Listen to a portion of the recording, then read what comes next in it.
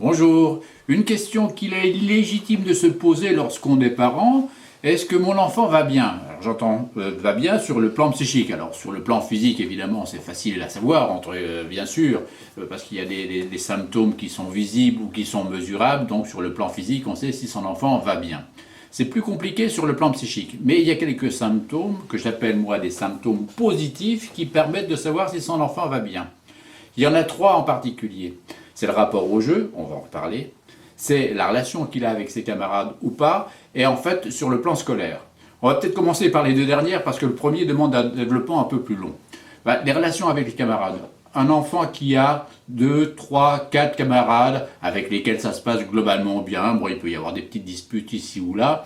Là, globalement, c'est un signe, un symptôme positif. Ça veut dire que cet enfant-là n'a pas de défiance vis-à-vis des autres, qu'il peut entrer en relation avec les autres sans trop de problèmes majeurs. Donc il a 2, 3, 4 camarades, tout va bien.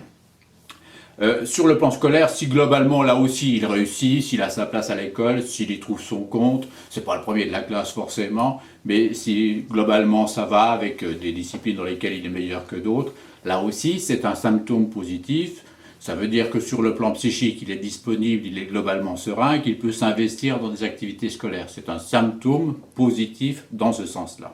Ça ne veut pas dire que s'il ne réussit pas du tout, il est mal dans sa peau, etc.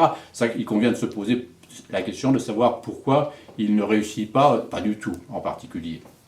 Enfin, le troisième symptôme, alors celui-là, il est observable par tous les parents, c'est le rapport au jeu de l'enfant. L'enfant qui joue est un enfant en bonne santé, mais encore faut-il savoir à quel jeu il joue.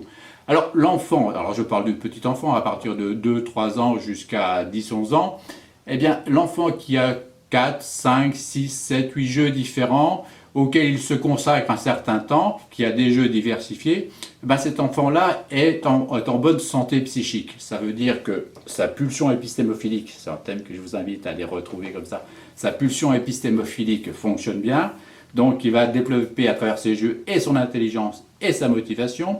Alors attention à certains cas particuliers. L'enfant qui n'a que des jeux psychomoteurs, par exemple qui va jouer au ballon toute la journée, qui fait du vélo, qui a besoin du mouvement perpétuel en quelque sorte, c'est peut-être un signe d'anxiété.